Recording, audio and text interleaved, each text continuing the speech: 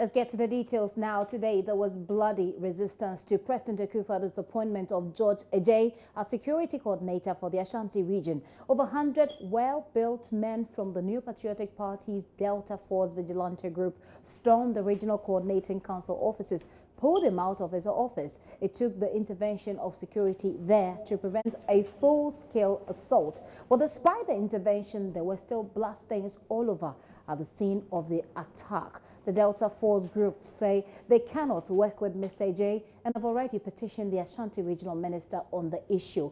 We can go now live to the area and speak to our correspondent on the ground, Erastus Asari Donko. Erastus, thank you very much. You've been visiting the scene. Tell us what the situation is at the moment. Well, the visuals you're seeing currently, this is blood from the office down the stairs of the regional security coordinator, Mr. George Ajay. Now, the group numbering over 10 stormed the office this afternoon, registering their protest that they do not want him as a regional security coordinator. They do not agree to the president's appointment of him. They will not allow him to continue as the regional security coordinator. And so they went into the office, hounded him out of the office. It took the intervention of the Central Police Force to be able to rescue him and take him to safety at the Central Police Headquarters. Now, George Ajay resumed his appointment on Monday, and there have been on the ground some protests against his appointment, people who disagree with the president on he being the head of security for the Ashanti region. And so the stairs you're seeing, he was dragged down that stairs, and they manhandled him a bit up there. They broke louvers of the regional security coordinator's office. The blood you are seeing there is not his blood. I understand now it's been confirmed that is the blood of one of the attackers. In fact, in the ensuing struggle, I understand the louver blade cut him, and they used that as sort of a seal on their action, as they told us later, that they are using that as a seal to a sort of a curse, if you want it. So they're using the blood. So was it deliberate? Or what you're saying is that during the attack, one of them was cut by the louver blade. But was it deliberate? Did they deliberately get themselves cut, like you're saying, so they could say this is a seal, like some kind of a curse, like, as you say? Well, that is what they are saying. Okay. My reporters who were on the ground and eyewitnesses indicate that it was in the course of the struggle that the louver blade cut him. But when he spoke with us, he said that it was deliberate and that it was to affirm their position with blood, that sort of a curse, that indeed if the president should bring him back to the position, they won't agree and it won't work for them. That's quite interesting. But what is the police saying about this? This is obviously an assault on an individual, which is wrong, which is unlawful. What's the police saying, Erastus? We have been speaking with ASP Aboa, who is the public relations officer for the Ashanti Regional Police Command, and what he has been telling us is that the police do not know that this crime was perpetrated by people of any political color, because according to him, DCOP Kenyabua, who is the regional police commander, is seeing this as a purely criminal matter. Right. They have sent the crime scene management team to the scene. They want them to investigate. They've also sent some action troopers there to ensure that there's no further vandalism. And in due course, people will be arrested if they are found to have been culpable in this act. And so he's emphasizing that, yes, something like that has happened. Mr. George Ajay, who is the current security liaison officer for the region, has reported to their outfit. He is well, and nothing has happened to him, and they are investigating. In due course, they will tell the public what their stance on the issue is. Well, very soon we'll be talking to the minister, the regional minister as well. But Erastus, you mentioned that there were prior agitations, or there were prior opposition when, even before he assumed office. Was this known to the minister as well? Is this something you know? Well, I know that information travel very far within the security circles, and since he is the chairman of the Regional Security Council, I might conjecture at this moment that he might be in the known, Okay. but that has not been confirmed to us. We went to his office this afternoon, but he wasn't available for comment. All right. And indeed, the regional coordinator for the RCC did not want to comment as well. And so signals we are picking indicate that, yes, the rumors on the ground, the speculation went to the regional hierarchy of the party and the regional security council, but this particular action came in abruptly. It was on the blind side of everybody. Blind side of everybody. Well, what are the reasons they're giving, these group of people who are calling themselves the Delta Forces? What reasons are they given for which they think this man does not deserve the position that the president has appointed him into? Well, for now, what they are saying is that they have a better candidate. There are people who struggled for the party up to this point, and they have expected that the appointment will come from somebody of them. He's not known, and he wasn't part of the struggle. For now, these are some of the things I have heard. But they may have other grievances as well. But simply, they are echoing strongly their point that they do not want him as the National Security Coordinator. And who do they put forward in that case? Well, they have not offered any particular name, just that they do not want him, and they want the president to nominate another person. They have not given any particular name as to who they think is the right candidate, but they are just registering their protest that fiscally they won't allow him to occupy that position as National Regional Security Liaison Officer. And finally, Erastus, what's the mood there? This is supposed to be a regional coordinating council, an office that's supposed to be operating. What's the mood there? Are the workers okay? Are they in the state of panic? Well, it's an empty place for now. When we were exiting the office, you know, it's on the top floor. It's about the third story.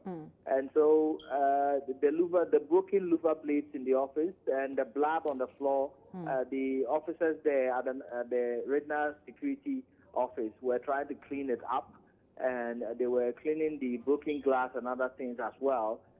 We saw some national security operatives there as well, and then we saw some armed policemen, two of them also at the place as well. Aside that, you have all the people who are the regional coordinating council in their offices. Some of them we spoke to were a bit disturbed, indeed. They said they've not seen anything like this before. They feel bad about it. The fact that somebody could be attacked in his own office in the manner they did was something that has really gotten into people there who are working there, the civil servants. And so, aside people talking about it, the place is empty at the moment. Right. What is the regional minister saying? Have you been in touch with him? Has he told you anything about the situation, how they intend to deal with it? The regional minister will not comment on the issue as of now. We tried his office, but then we're told he's not available for comment. We saw the city mayor there as well, but he did not offer any comment as well. The coordinator for the RCC, we approached him personally, but he said he was en route to Menchia for a program. He wasn't ready to comment. He couldn't waste much time on it. Okay. And so far, it's only the police PRO who has commented on this, emphasizing that they are conducting investigations. They will come out at the appropriate time, but they want to assure the public that they are not seeing this as a politically motivated something. When they give it a political color, then it emboldens the people who perpetrate this crime. But they are seeing it as a purely criminal matter, and they are going to deal with it as such. Okay. When they finish their investigations, whoever is found culpable will be arrested and made to face the full rigors of the law. criminal matter it is. Thank you very much, Erastus. Erastus is Harry Donko, is our correspondent there in the Ashanti region. We'll reach out to him as when there's an update on this particular matter. At this point, though, let's leave Kumasi, let's leave the Ashanti region and come right here in Accra. I believe that you have passport issues, and so you very much identify with this part of the conversation today. Well, long winding queues are a regular feature at the passport application centers here in Ghana. And that's the situation that led the previous government to launch an online application system. Well, yesterday, Vice President Dr. Mahmoud Bawumia paid an unannounced visit to the application center where he expressed concerns about the stressful nature of the process as well as the role of middlemen, popularly referred to as Goro boys. The situation actually is no different today. We've been there.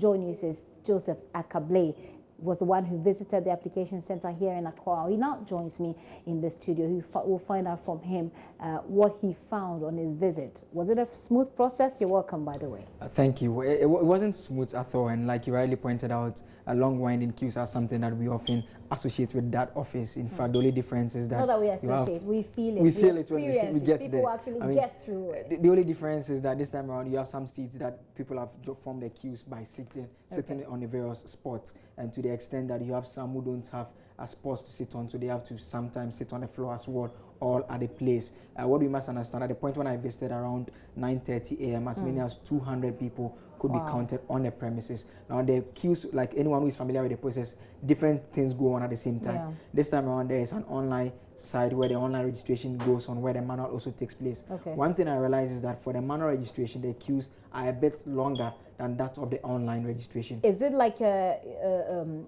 alternative? So do you have to choose between between the two, the manual and the online process, or so you choose before you begin registering? So assuming you want to purchase, you want to obtain a passport now, once you choose to go online, meaning you fill the form online. Whilst you want to go manual, meaning you start with you purchase the form from the banks and you begin to fill it. So when you go there, you join the manual side. Whilst those who fill the form online, you go over to the online section and begin the process there. So that is how the differentiation starts. It starts right from you, the person, deciding which of the two processes you want to. So if you choose to do online, then it's faster.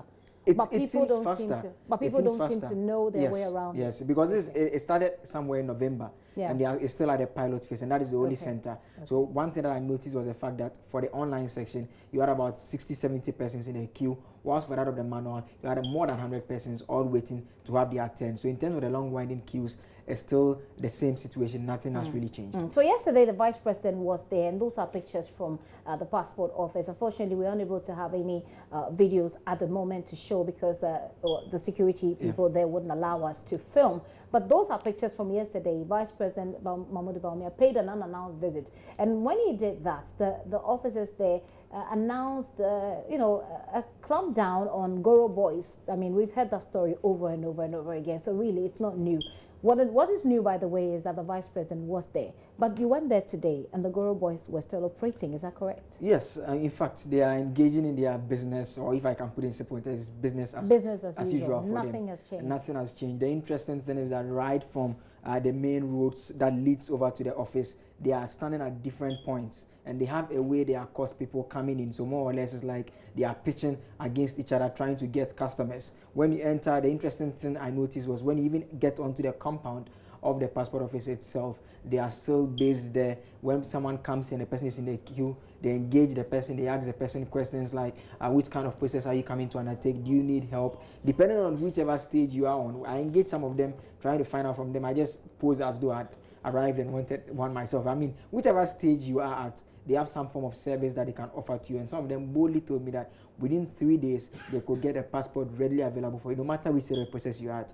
Whether you are now purchasing the form, it says purchase the form, let me have the form. On the other hand, if you have already filled the form and submitted, it tells you give me your number, the passport number, and I'll just go through 700 cedis, 400 cedis, depending on which type of service you need. I see. Well, this is not like a story. He actually went to experience it, post like someone who wants to, get a passport, and that's what went to. Stay with me a little longer. Let me go to the Volta region where Maoli Ivwagbe is standing by. Maoli,